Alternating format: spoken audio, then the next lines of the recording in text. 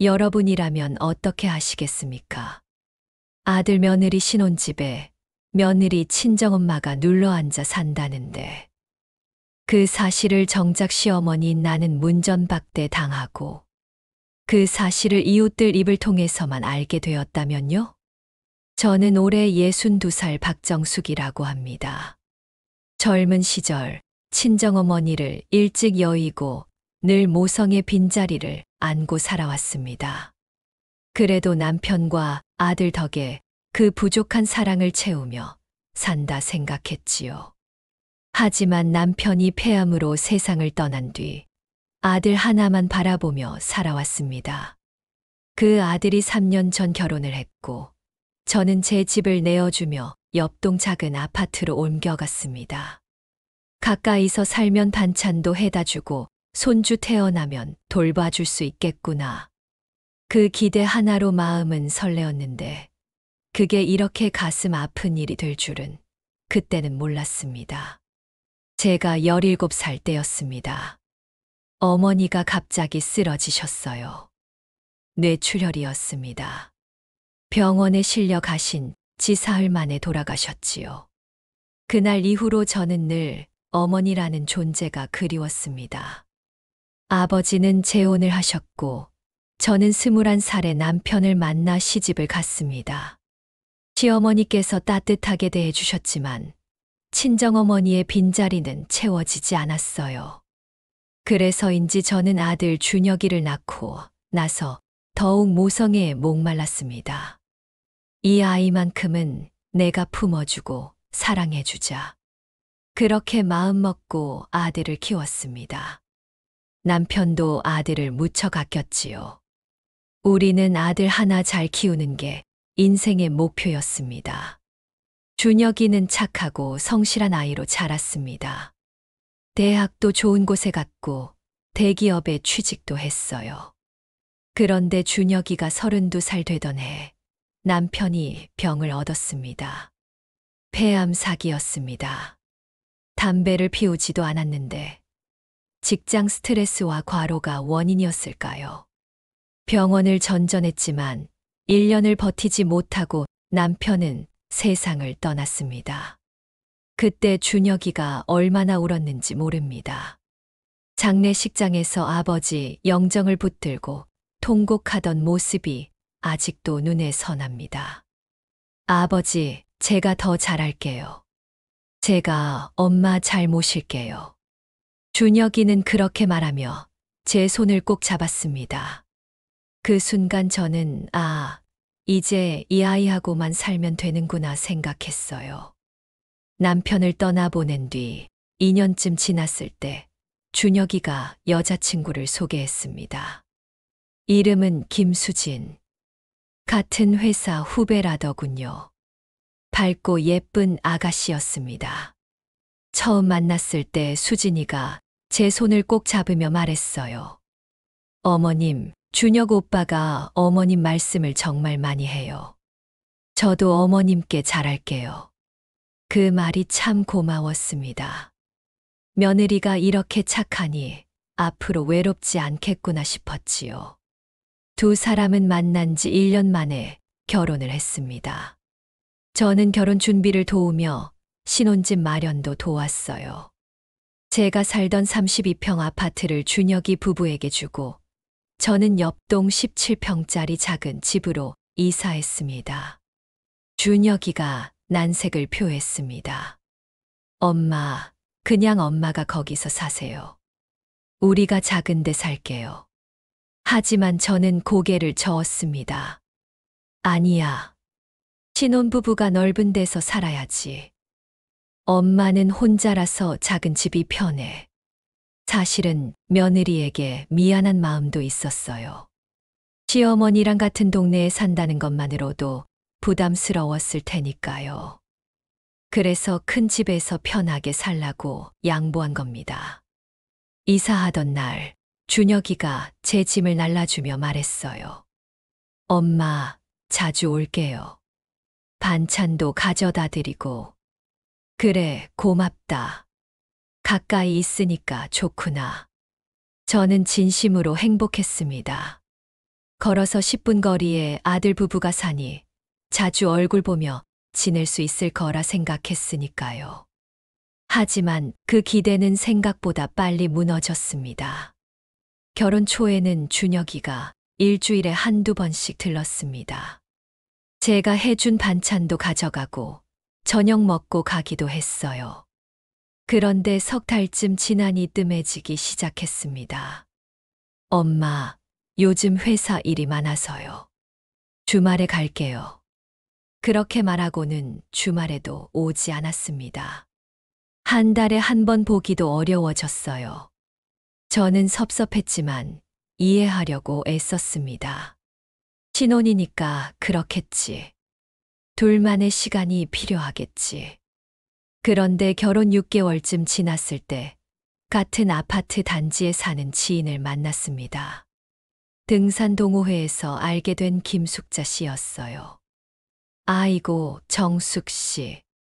아드님 신혼집 잘 차려졌더라. 네, 덕분에요. 그런데 어떻게 아세요? 내가 그 동에 사는 친구한테 들었어. 아드님 댁 며느리 친정어머니가 자주 오신다던데. 순간 가슴이 철렁했습니다. 네, 그게 무슨... 아, 몰랐어. 며느리 친정어머니가 거의 매일 오신대. 요즘은 아예 짐까지 들고 와서 계신다던데. 저는 말문이 막혔습니다. 며느리 친정어머니요. 짐을 들고 와서 계신다고요? 정숙 씨, 혹시 사돈하고 사이가 안 좋아? 아니에요. 그럴 리가요. 저는 당황하며 부인했습니다. 하지만 집에 돌아와서도 그 말이 머릿속을 떠나지 않았어요. 설마 사부인이 우리 집에 산다고? 그럴 리 없어. 하지만 궁금한 마음을 억누를 수 없었습니다. 며칠 뒤 저는 준혁이에게 전화를 걸었어요. 준혁아, 요즘 잘 지내니? 네, 엄마. 잘 지내요. 수진이는 잘 있고. 네, 수진이도 잘 있어요. 그래, 혹시 사부인도 자주 오시니? 전화 너머로 잠깐 침묵이 흘렀습니다. 가끔 오시죠. 왜요? 아니야. 궁금해서. 엄마는 집들이도 못 갔는데 사부인은 자주 오시나 해서. 아, 그건 곧 초대할게요. 엄마.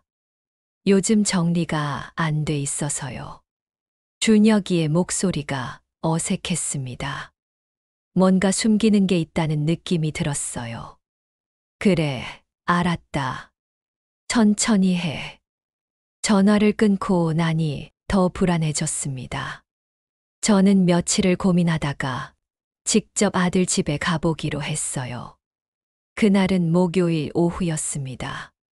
준혁이는 회사에 있을 시간이고 며느리도 출근했을 거라 생각했는데 초인종을 눌렀더니 낯선 여자 목소리가 들렸습니다. 누구세요? 저 준혁이 엄마인데요. 문이 열렸습니다. 그런데 문 앞에 선 사람은 며느리가 아니었어요. 50대 중반쯤 돼 보이는 파마 머리에 진한 화장을 한 여자였습니다. 아, 사부인. 수진이 친정어머니였습니다. 저는 당황하며 인사를 했어요. 네, 안녕하세요. 집에 계셨네요. 네, 제가 요즘 여기서 지내고 있어요. 들어오세요. 저는 얼떨결에 집 안으로 들어갔습니다. 거실 소파에는 이불과 베개가 놓여 있었고 식탁에는 아침 식사 흔적이 남아 있었어요. 앉으세요. 차라도 한 잔 드릴까요?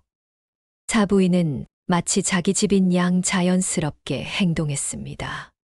저는 가슴이 답답해졌어요. 아니에요. 괜찮습니다. 그런데 여기서 지내신다고요? 네. 수진이가 임신해서요. 제가 와서 좀 돌봐주고 있어요. 임신이요. 저는 깜짝 놀랐습니다. 며느리가 임신을 했다고. 그런 말을 왜 아무도 안 해줬죠? 네, 이제 3개월 됐어요. 아직 초기라서 조심해야 해서요. 사부인은 웃으며 말했지만 저는 웃을 수가 없었습니다. 손주를 가졌다는 기쁨보다 아무도 알려주지 않았다는 서운함이 먼저 밀려왔으니까요. 그렇군요. 축하드려요. 고맙습니다. 근데 연락하고 오시지 그러셨어요? 깜짝 놀랐잖아요. 그 말에 저는 할 말을 잃었습니다.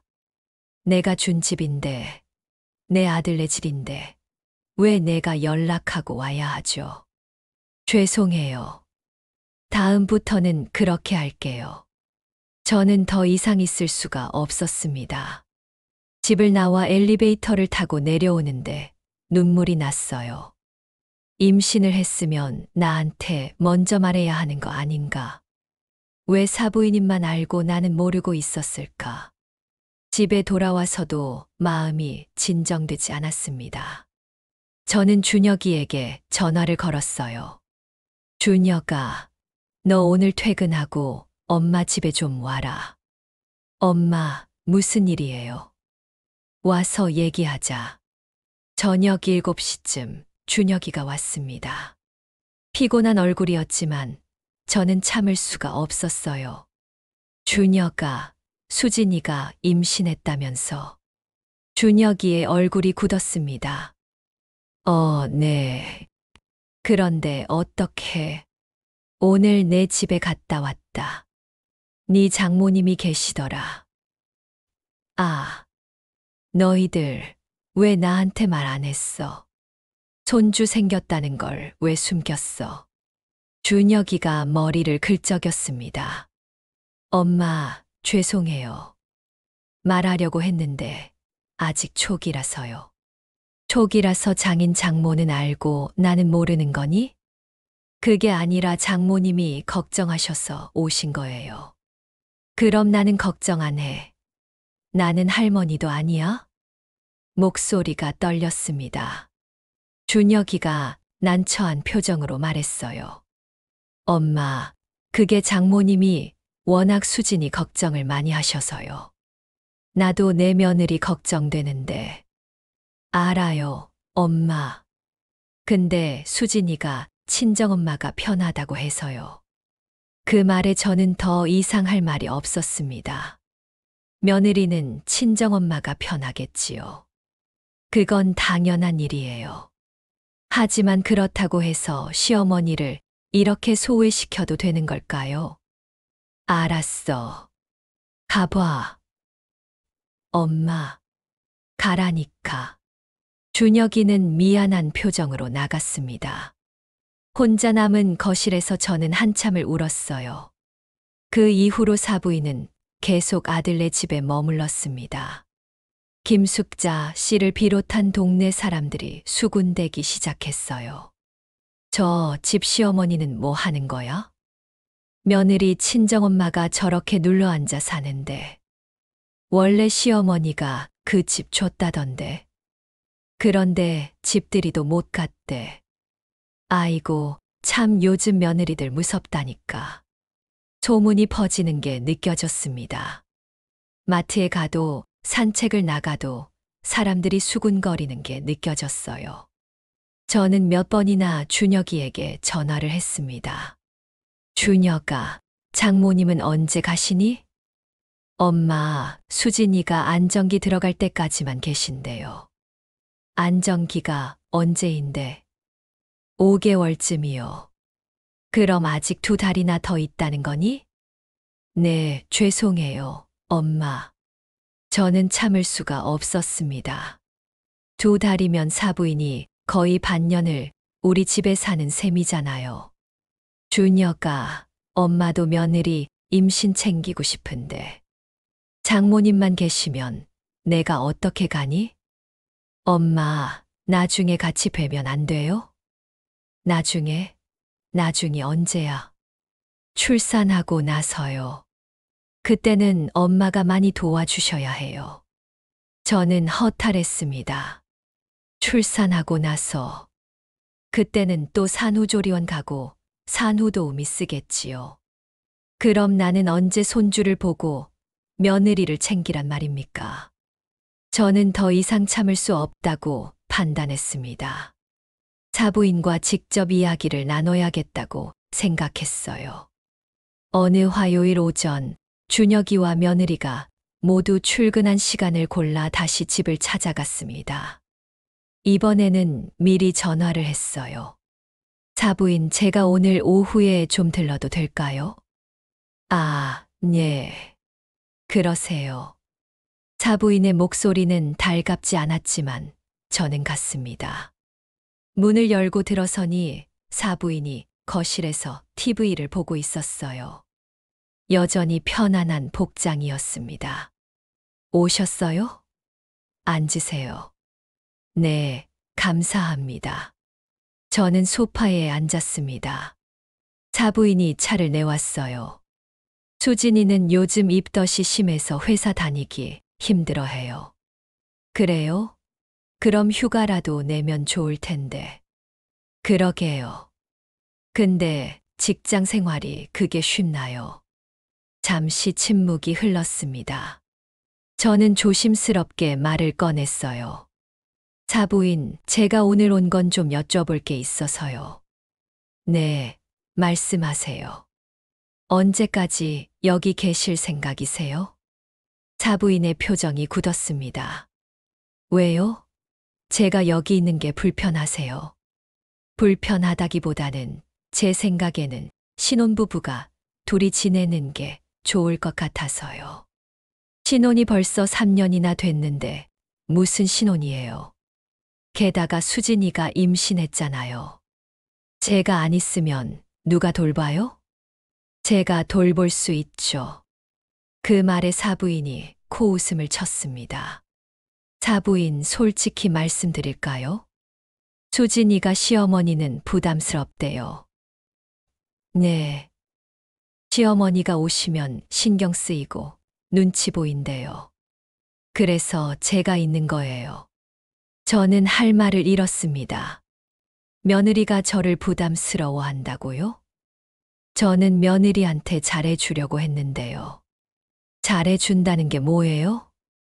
시어머니 눈치 보는 게 며느리한테는 제일 힘든 거예요. 그럼 사부인 눈치는 안 봐요?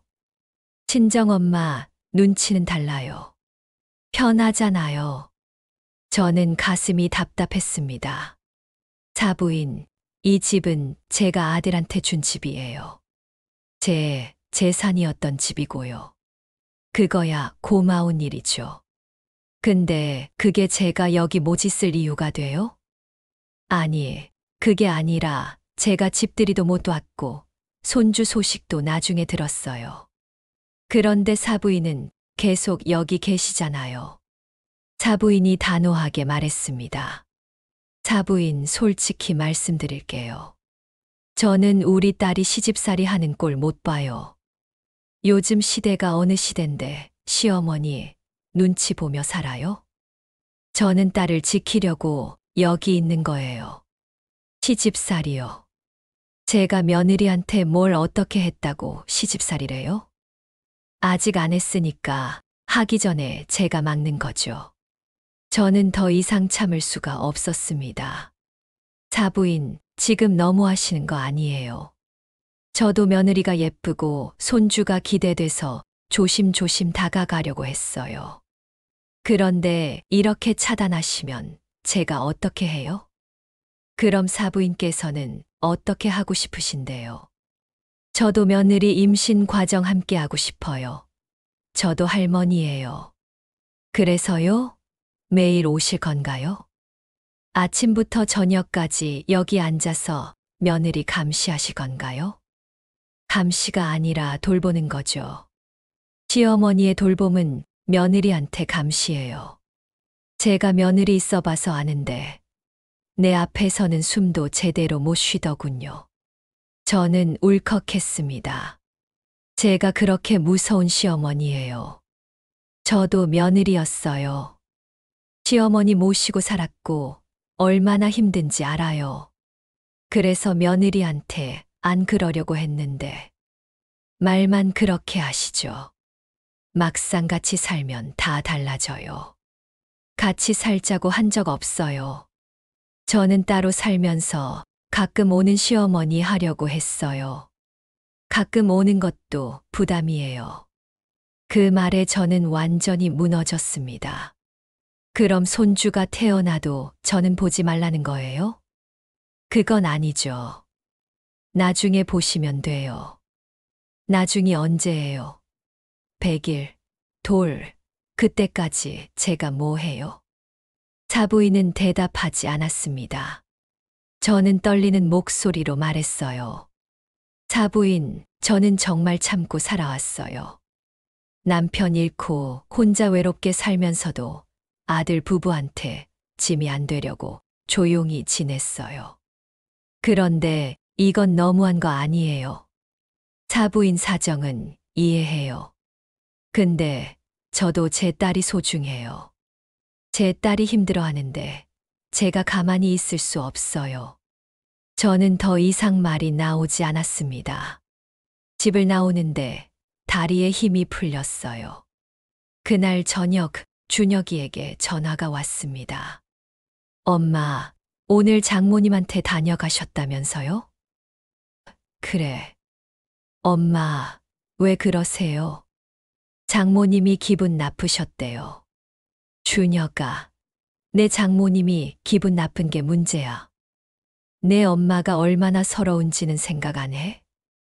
엄마도 이해해 주세요. 수진이가 힘들어해요. 수진이만 힘들어. 나는 안 힘들어. 엄마, 됐어. 나도 이제 참지 않을 거야. 저는 전화를 끊었습니다.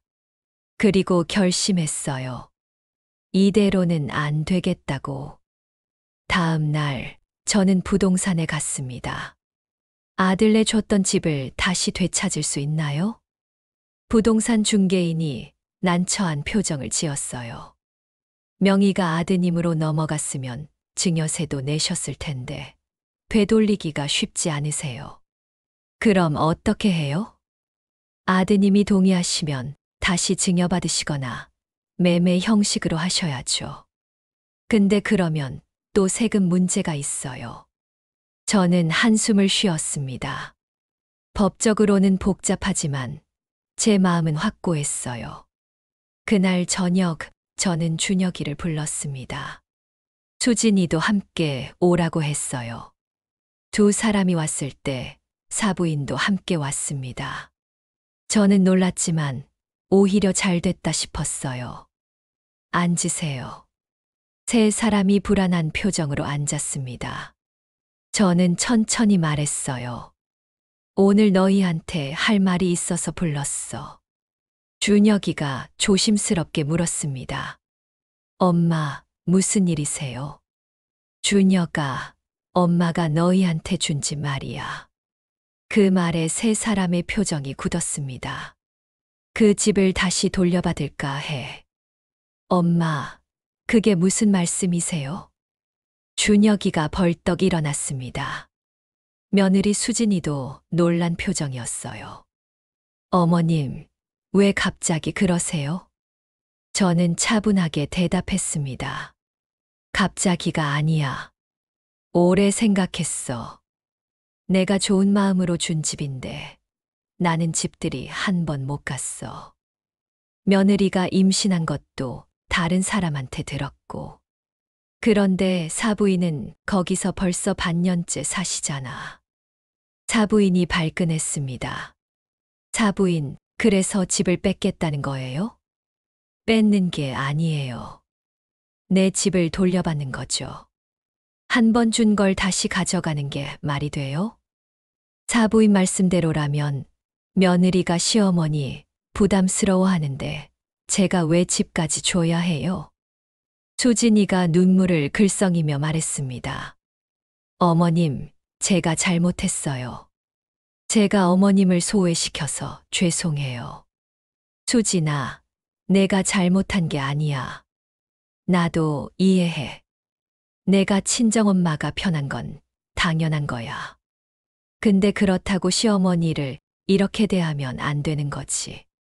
준혁이가 제 손을 잡았습니다. 엄마, 제발요. 저희가 잘못했어요. 앞으로 잘할게요. 뭘 어떻게 잘한다는 거니? 네 장모님은 계속 거기 계실 거고 나는 계속 소외될 텐데.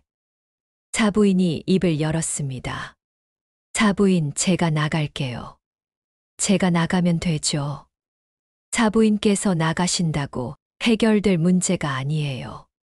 이미 마음이 상했어요. 그럼 어쩌라는 거예요? 집을 정말 가져가실 거예요.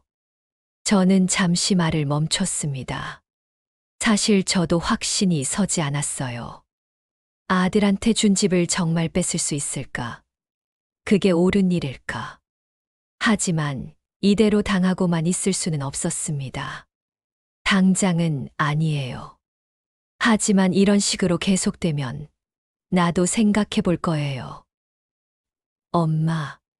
준혁이의 목소리가 떨렸습니다. 엄마가 그렇게까지 서운하셨어요? 그래, 서운했어. 내가 아빠 돌아가시고 나서 엄마 잘 모신다고 했잖아.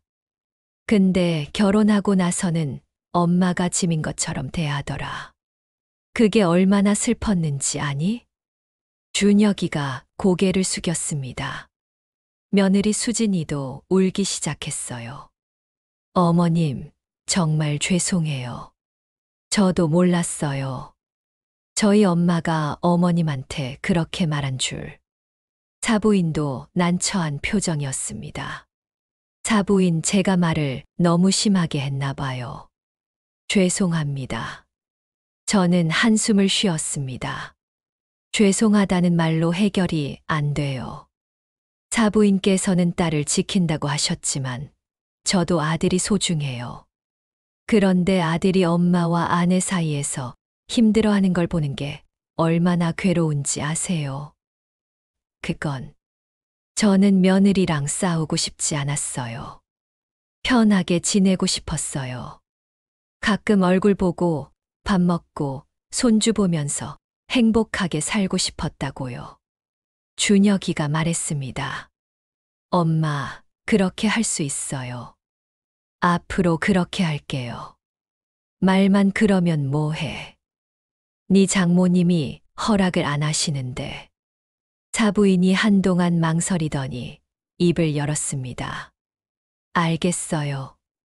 제가 물러날게요. 사부인, 저도 딸이 걱정되고 예뻐서 그랬던 거예요. 근데 제가 너무 나갔나 봐요.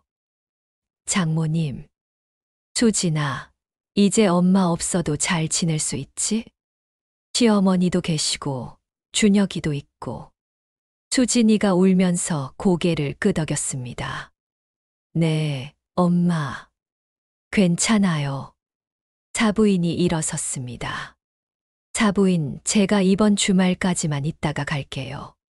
집도 정리해야 하고 수진이한테 이것저것 알려줄 것도 있어서요. 그러세요. 저는 담담하게 대답했습니다. 사부인은 먼저 일어나 나갔어요. 준혁이와 수진이만 남았습니다. 두 사람은 미안한 표정으로 저를 바라봤어요.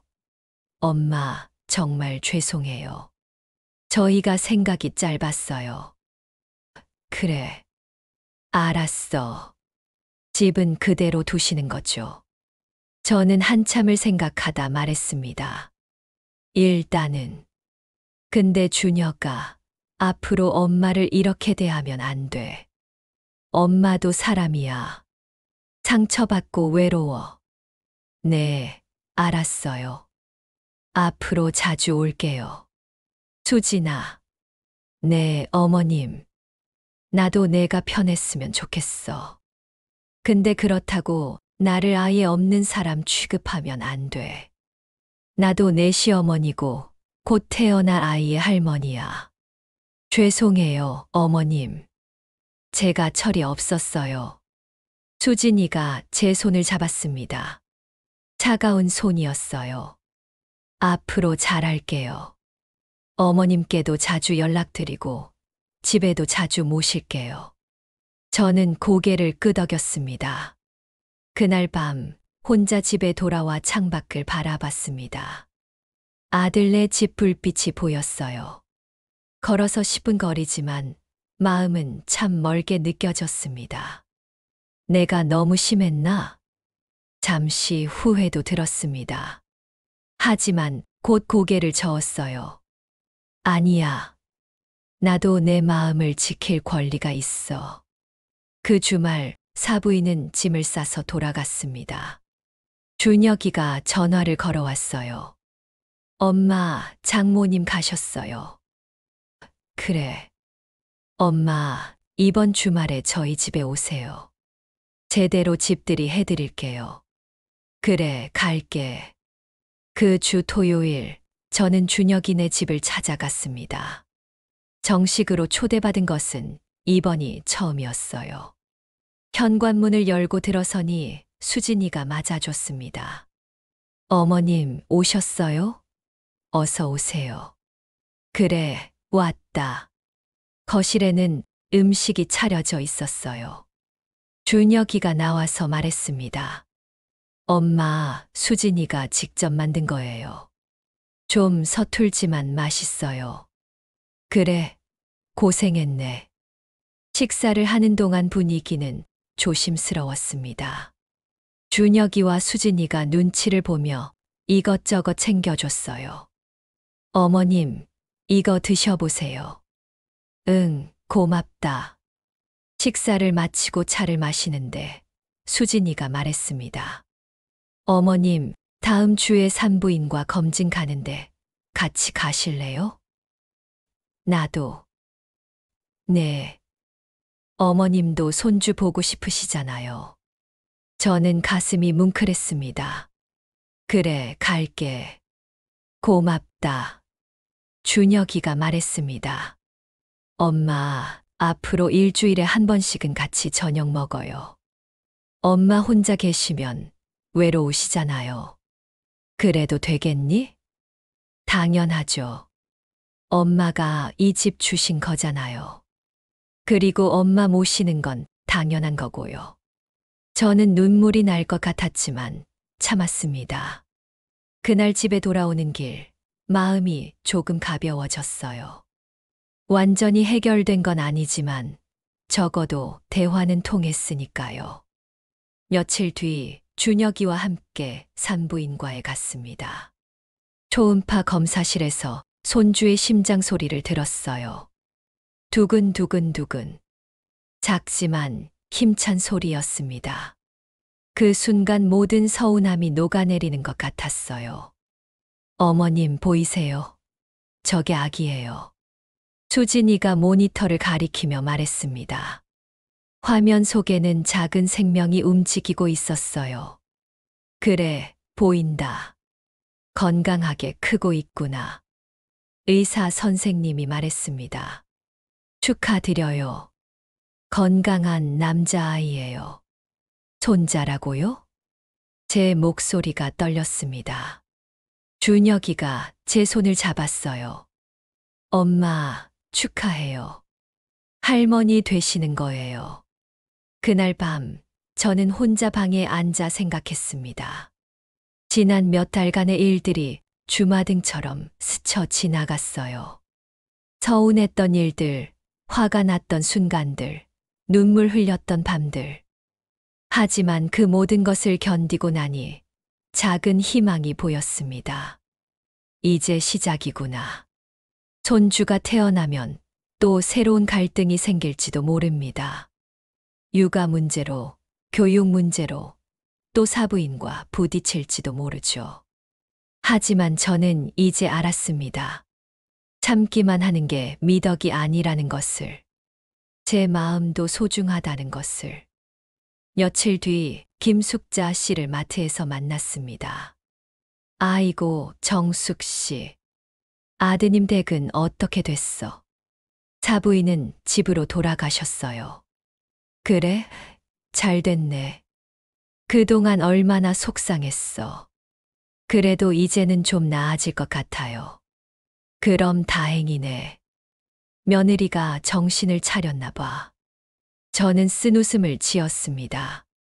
며느리가 정신을 차린 게 아니라 제가 목소리를 낸 거였지만요. 집으로 돌아오는 길, 아들네 집 앞을 지나쳤습니다. 예전 같으면 발걸음을 멈추고 한참을 바라봤을 텐데, 이제는 그냥 지나쳤어요. 내가 준 집이지만, 이제는 아이들의 집이야. 저도 제 삶을 살아야 한다는 걸 깨달았습니다. 아들에게 모든 걸 의지하며 살 수는 없으니까요. 한 달쯤 지났을 때 수진이에게서 전화가 왔습니다. 어머님, 다음 주 토요일에 친정 부모님하고 같이 식사하려고 하는데 어머님도 오실 수 있으세요? 친정 부모님이랑? 네. 양가 부모님이 같이 만나면 좋을 것 같아서요. 저는 잠시 망설였습니다. 사부인과 마주 앉는 게 부담스러웠거든요. 하지만 거절할 수는 없었습니다. 그래, 갈게. 감사해요, 어머님. 그날 한 식당에서 5사람이 모였습니다. 준혁이, 수진이 친정 아버지, 어머니, 그리고 저. 처음에는 어색했지만 식사를 하면서 조금씩 분위기가 풀렸어요. 사돈어른이 말했습니다. 사부인, 그동안 우리 집사람이 실례를 많이 했나 봐요. 제가 대신 사과드립니다. 아니에요. 다들 자식 사랑하는 마음이었죠. 사부인도 말했습니다. 사부인, 그때는 제가 너무 흥분했어요. 생각해보니 사부인 입장도 이해가 가더라고요. 혼자 계시는데 얼마나 외로우셨겠어요. 저도 이해해요. 딸 걱정하시는 마음. 두 사람은 서로 눈을 마주쳤습니다. 그리고 조심스럽게 웃었어요. 준혁이가 말했습니다. 아이 태어나면 양쪽 할머니가 다 봐주셔야 해요. 어머니들끼리 사이좋게 지내주세요. 그래야지 뭐. 사부인이 제게 말했습니다. 사부인, 앞으로 잘 지내요. 우리 아이들 잘 되게 도와줍시다. 그래요. 그럽시다. 저는 고개를 끄덕였습니다. 완전히 마음이 풀린 건 아니었지만 그래도 한 걸음 나아간 느낌이었어요. 그로부터 석 달 뒤 손주가 태어났습니다. 3.2kg의 건강한 사내아이였어요. 병실에서 처음 손주를 안았을 때 그 느낌을 잊을 수가 없습니다. 작고 따뜻한 생명이 제 품에 안겨 있었어요. 할머니다. 우리 손주. 눈물이 주르르 흘러내렸습니다. 준혁이가 제 어깨를 두드렸어요. 엄마, 고생하셨어요. 엄마 덕분에 우리 가족이 이렇게 됐어요. 무슨 소리야. 엄마가 뭘 했다고. 많이 하셨어요. 참아주시고, 기다려주시고. 일주일 뒤 수진이가 산후조리원에서 나왔습니다. 집에서 산후조리를 하기로 했대요. 어머님, 와서 좀 도와주실 수 있으세요?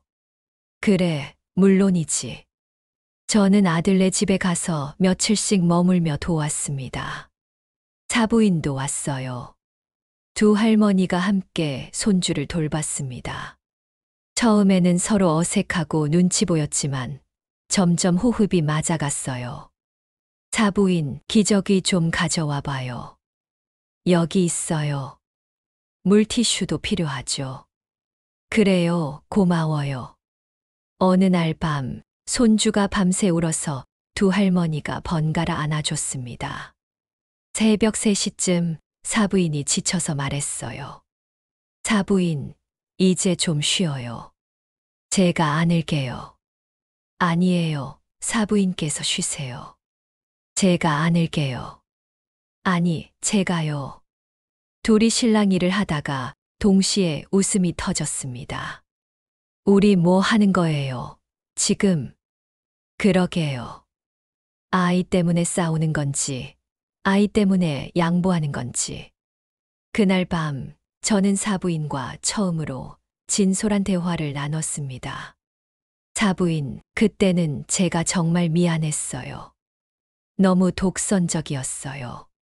저도 너무 서운해서 오버했어요. 집까지 가져가겠다고 할 필요는 없었는데. 아니에요. 사부인이 그렇게라도 안 했으면 저는 계속 그랬을 거예요. 사부인이 제 손을 잡았습니다. 앞으로 잘 지내요. 우리 손주 잘 키웁시다. 그래요. 같이 키웁시다. 2달 뒤 저는 다시 제 집으로 돌아왔습니다. 손주도 안정이 됐고 며느리도 회복이 됐으니까요. 혼자 있는 집은 여전히 조용했지만 예전처럼 외롭지는 않았어요. 일주일에 2~3번은 손주를 보러 갔고 아들 부부도 자주 들렀으니까요. 어느 날 등산 동호회 모임에서 김숙자 씨가 물었습니다. 정숙 씨, 요즘 아들네는 어때? 좋아요. 손주도 건강하고. 며느리 친정엄마는 안 와? 가끔 와요. 근데 이제는 같이 잘 지내요. 어머, 정말 어떻게 그렇게 됐어? 저는 잠시 생각하다 대답했습니다. 제가 할 말은 했거든요. 그랬더니 달라지더라고요. 역시 시어머니도 목소리를 내야 하는구나. 그렇죠. 무조건 참는 게 능사가 아니에요. 집으로 돌아오는 길, 저는 생각했습니다. 지난 1년간 참 많은 일이 있었습니다. 서운하고, 화나고, 슬펐던 순간들. 하지만 그 모든 걸 겪고 나니 깨달았어요. 사랑한다고 무조건 양보만 할 필요는 없다는 것. 내 마음도 소중하게 지켜야 한다는 것. 그리고 할 말은 해야 관계가 건강해진다는 것. 집에 도착해서 창문을 열었습니다. 아들네 집 불빛이 보였어요. 이제는 그 불빛이 따뜻하게 느껴졌습니다. 내가 준 집이지만 이제는 아이들이 만들어가는 집이구나. 며느리도 사돈도 완벽하지 않습니다. 저도 완벽한 시어머니는 아니에요. 하지만 서로 이해하려고 노력하고 대화하고 때로는 부딪히면서도 풀어가는 거. 그게 가족이라는 걸 이제는 압니다. 요즘 저는 혼자만의 시간도 즐기게 됐어요. 등산도 다니고 친구들도 만나고 가끔은 여행도 갑니다. 아들에게만 매달리지 않고 제 삶을 사는 거죠. 그렇게 하니 오히려 아들과의 관계도 더 좋아졌습니다. 지난주에는 수진이가 먼저 전화를 했어요. 어머님, 이번 주말에 고기 구워드릴까요? 어머님 입맛에 맞게 양념했어요. 그래, 고맙다. 갈게. 어머님, 사랑해요. 며느리가 사랑한다고 말하다니. 처음 듣는 말이었습니다. 나도. 고맙다, 수진아. 전화를 끊고 나니 눈물이 났어요. 기쁜 눈물이었습니다. 세상 사람들은 말합니다. 요즘 며느리들은 시어머니를 무시한다고. 시어머니는 늘 약자라고. 하지만 저는 이제 압니다. 약자는 목소리를 내지 못하는 사람이라는 것. 참기만 하고 눈치만 보는 사람이라는 것. 저는 이제 더 이상 그런 시어머니가 아닙니다. 제 생각을 말하고, 제 감정을 표현하고, 때로는 단호하게 선을 긋는 시어머니입니다. 그렇다고 며느리를 괴롭히는 것도 아니에요. 서로 존중하고 배려하되 내 마음도 소중히 여기는 거죠. 이제 손주가 6개월이 됐습니다. 뒤집기도 하고 옹알이도 해요. 저를 보면 활짝 웃습니다. 할미. 아직 정확한 발음은 아니지만 저를 부르는 것 같아요. 그 소리를 들으면 모든 게 다 용서가 됩니다. 여러분께 말씀드리고 싶습니다. 시어머니라고 해서 무조건 참지 마세요. 좋은 사람이 되려고 자신을 희생하지 마세요. 당신의 마음도 소중합니다. 며느리와의 관계가 어렵다면 솔직하게 대화하세요. 서운한 감정을 쌓아두지 말고 표현하세요. 그래야 관계가 건강해집니다. 물론 쉽지 않습니다. 저도 여전히 조심스럽고 때로는 눈치를 봅니다. 하지만 이제는 압니다. 엎드린 사람은 밟히고 목소리 큰 사람이 이기는 세상이라는 것. 그렇다고 싸우고 대들라는 게 아닙니다. 당당하게 품위 있게 하지만 분명하게 내 마음을 전하라는 겁니다. 저는 오늘도 제 삶을 삽니다. 아들과 며느리, 손주와 함께 하지만 그들에게 의지하지 않고 제 행복을 제가 찾아가면서 그리고 이따금씩 생각합니다. 내가 사부인한테 당당하게 말하지 않았다면 어땠을까? 아마도 지금도 소외되고 외롭고 서러웠을 겁니다. 하지만 저는 용기를 냈고 목소리를 냈고 변화를 만들었습니다. 여러분도 할 수 있습니다.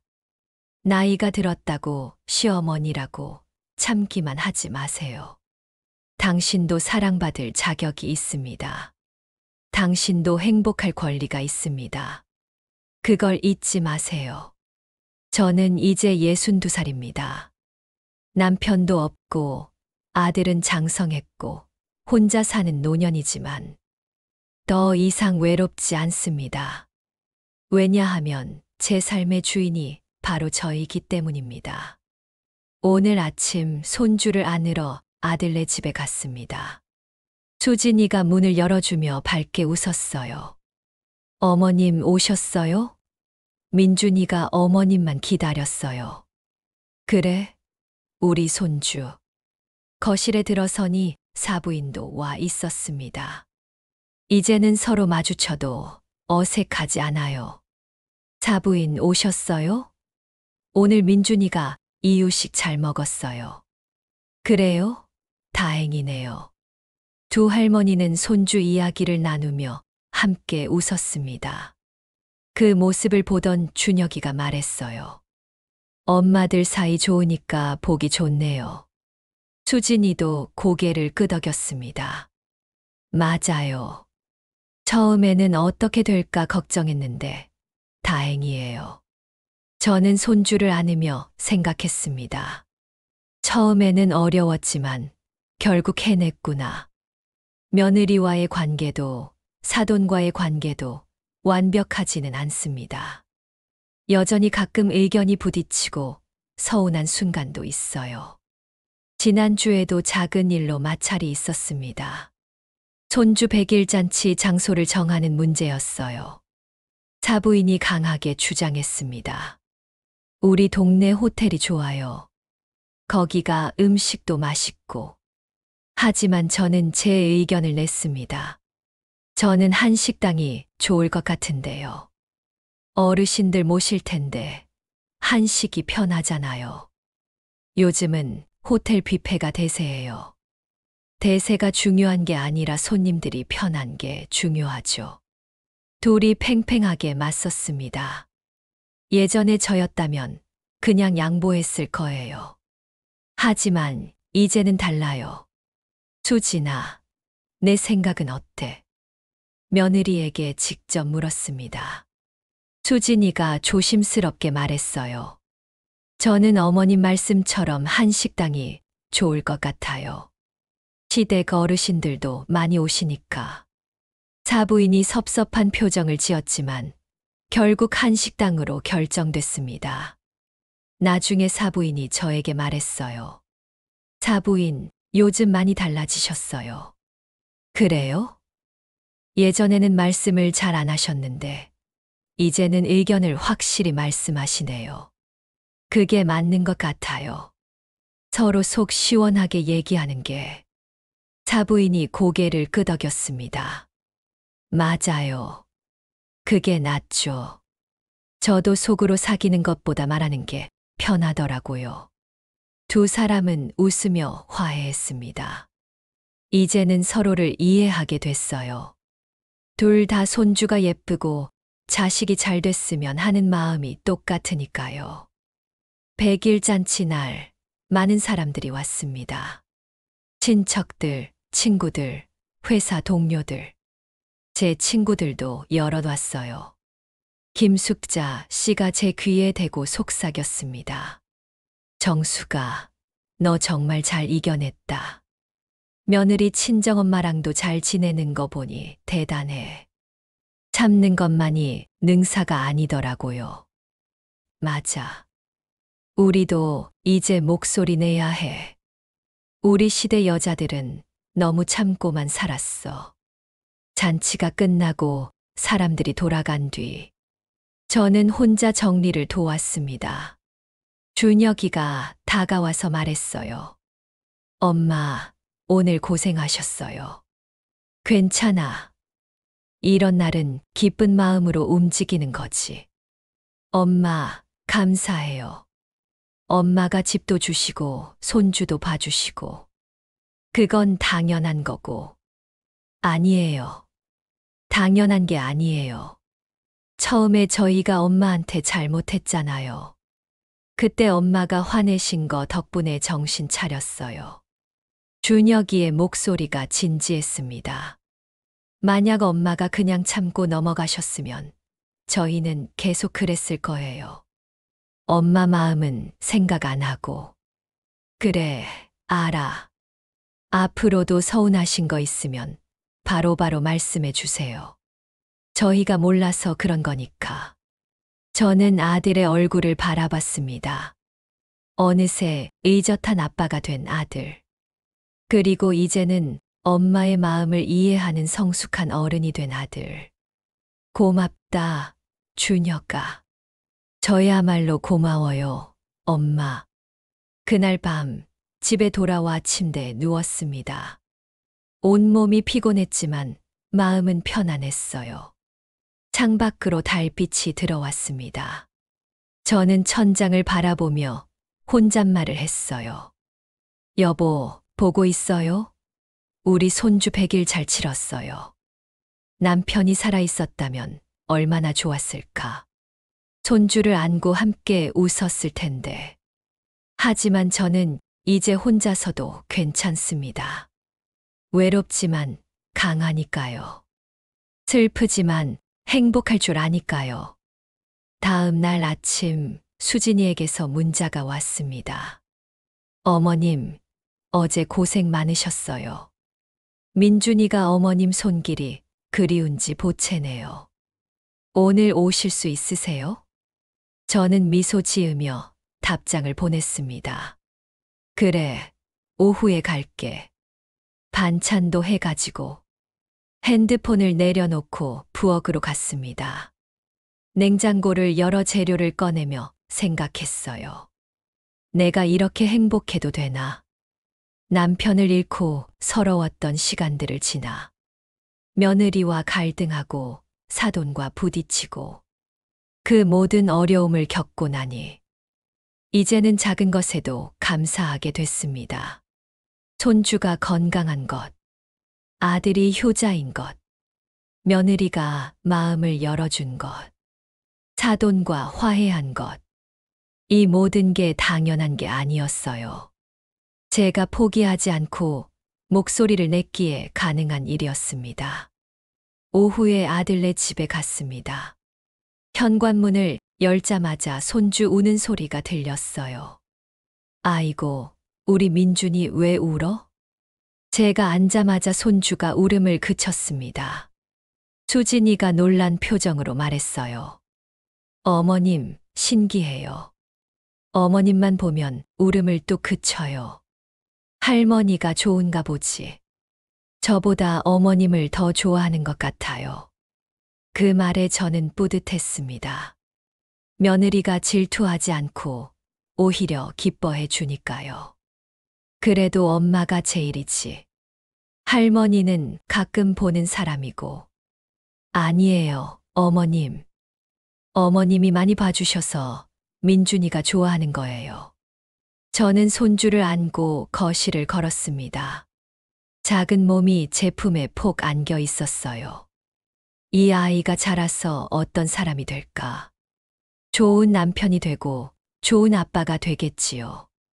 그리고 저처럼 며느리와 좋은 관계를 유지하는 사람이 되길 바랍니다. 저녁 때 준혁이가 퇴근하고 왔습니다. 엄마, 와 계셨어요? 저녁 같이 드세요. 그래, 먹고 갈게. 네 식구가 둘러앉아 저녁을 먹었습니다. 손주는 아기 의자에 앉아 이유식을 먹고 우리는 제가 해온 반찬으로 밥을 먹었어요. 평범한 저녁 식사였지만 이보다 더 행복할 수 없었습니다. 식사 중에 수진이가 말했습니다. 어머님, 다음 달에 저희 가족끼리 여행 가려고 하는데 같이 가실래요? 나도. 네. 민준이 할머니 없으면 안 되잖아요. 준혁이도 거들었습니다. 엄마, 같이 가요. 3박 4일 제주도 여행인데 민준이 봐주실 분이 필요해요. 저는 잠시 망설였습니다. 사부인 가지 않을 텐데 나만 가도 될까? 하지만 이제는 그런 눈치를 보지 않기로 했습니다. 그래, 갈게. 고맙다. 감사해요, 어머님. 수진이가 환하게 웃었습니다. 그날 밤 집에 돌아와서 저는 오랜만에 일기를 썼습니다. 오늘 며느리가 나를 가족 여행에 초대했다. 예전의 나였다면 눈치를 보며 사양했을 것이다. 하지만 이제는 당당하게 받아들였다. 나도 이 가족의 일원이니까. 나도 사랑받을 자격이 있으니까. 일기장을 덮으며 저는 미소 지었습니다. 인생의 후반부가 이렇게 평화로울 줄 몰랐어요. 물론 앞으로도 크고 작은 갈등들이 있겠지요. 육아 방식으로, 교육관으로, 명절 문제로. 하지만 이제는 두렵지 않습니다. 왜냐하면 저는 제 목소리를 내는 법을 배웠으니까요. 참는 것만이 미덕이 아니라는 것. 사랑한다고 무조건 양보만 할 필요는 없다는 것. 내 감정도 소중하다는 것. 이 모든 걸 깨달은 지금 저는 진정으로 자유롭습니다. 여러분께 다시 한번 말씀드립니다. 당신이 시어머니라면 당당하세요. 당신이 누군가의 어머니라면 당신의 마음을 소중히 여기세요. 나이가 들었다고 약자가 아닙니다. 며느리 눈치를 볼 필요도 없습니다. 서로 존중하고 배려하되 내 마음까지 희생할 필요는 없습니다. 그것이 건강한 관계입니다. 그것이 진정한 사랑입니다. 저 박정숙은 오늘도 제 삶을 당당하게 살아갑니다.